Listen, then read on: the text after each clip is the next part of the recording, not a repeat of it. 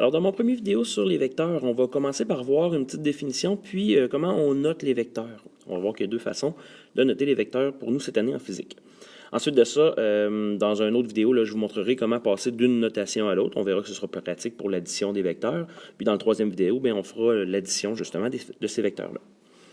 Ce qu'on peut dire dans le fond sur les vecteurs, c'est que en réalité, ça se trouve être un vecteur, c'est un peu comme une flèche, si on veut. Dans une flèche, on a une grandeur, la grandeur de la flèche, puis l'orientation de la flèche, c'est-à-dire vers où elle se dirige. En physique, on peut utiliser 4 types de vecteurs, c'est-à-dire le vecteur déplacement, le vecteur vitesse, le vecteur accélération, et puis un quatrième, là, le vecteur force qu'on verra à l'étape 3. Je vais prendre un premier vecteur, le vecteur déplacement là, pour mes exemples. Je pense que ça va être plus simple. Donc, par exemple, là, si je veux me déplacer de ce point-là ici à ce point-là, dans le fond, le déplacement que j'ai fait, vous voyez, je peux le représenter par une flèche. Je peux donc le représenter par un vecteur. Ce vecteur-là, dans le fond, je peux dire que, par exemple, je me suis déplacé de 5 km, par exemple, vers le nord-est. Ça serait une première façon de noter ce vecteur-là. Cette façon-là, on peut l'appeler r-θ. R pour la grandeur, θ pour l'orientation. Bon, θ, normalement, hein, on l'a vu, là, ça nous sert généralement pour noter un angle. Donc ici, on n'est pas obligé d'utiliser le système de référence nord, sud, est, ouest. On n'est pas obligé d'utiliser une rose des vents. Je pourrais aussi utiliser, par exemple, des degrés. Donc, par convention, ici, l'ouest, ça serait 0 degré. Le nord, ce serait 90 degrés.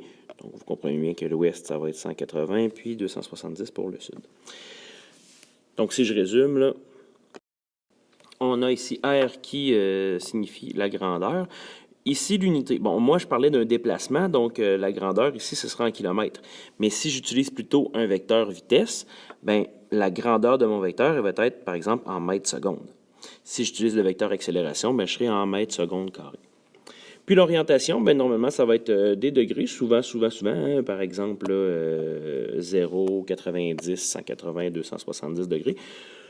Notez aussi là, que si on a un vecteur qui est dans le quatrième cadran, par exemple ici, ben, on peut quand même utiliser cet angle-là et non pas celui-ci.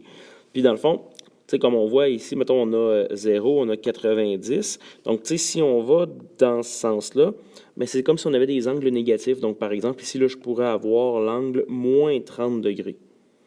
Mais que je dise moins 30 ou que je dise 330 degrés, hein, 330, c'est ça ici, ça revient exactement au même, c'est la même chose, ça fonctionne. Une autre façon de faire, au lieu de travailler avec soit la rose des vents ou avec des angles, je pourrais aussi travailler dans un plan cartésien. Hein. Vous voyez ici là, mes axes. Là. Puis dans un plan cartésien, par exemple, j'aurais des axes X et Y. Donc voyez-vous, là, finalement, là, j'ai plus de nord-sud, est-ouest. J'ai plus de degrés dans cette histoire-là, parce que j'ai un plan cartésien. Donc, par exemple, je pars d'ici.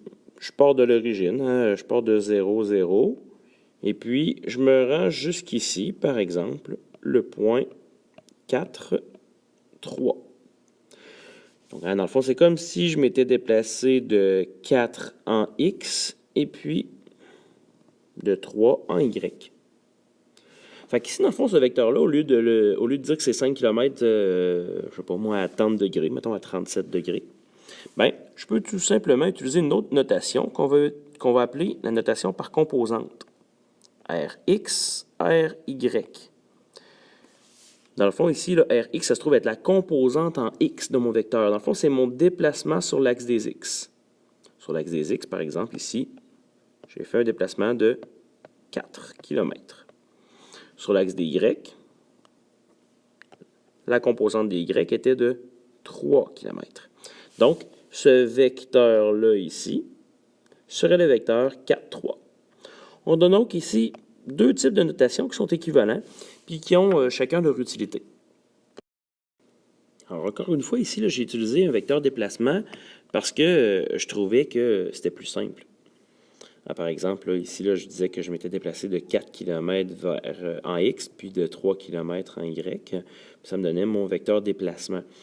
Mais ici, j'aurais pu travailler en mètres secondes, par exemple. C'est par exemple, si je me dirige avec une vitesse de 100 km/h vers là, ici, ben, je pourrais dire que dans le fond, ma vitesse, c'est de tant de km/h en X, puis tant de km/h en Y. Donc, j'aurai les composantes X, Y de mon vecteur. Même chose pour l'accélération. Si par exemple, j'ai une accélération de 5 km seconde carré, 5 mètres seconde carré, peu importe, ben, je peux dire que ce vecteur-là, en réalité, c'est le vecteur, par exemple, 4, 3, les composantes de mon vecteur accélération. La seule affaire qui change, dans le fond, c'est les unités. Au lieu d'être des kilomètres, ben ici, je suis en mètres secondes. Mais c'est la même chose. Donc, ça met fin à cette vidéo-là. Dans le fond, je vais vous montrer aux prochaines vidéos là, comment passer d'une notation à l'autre. Vous verrez pourquoi ce sera utile en physique.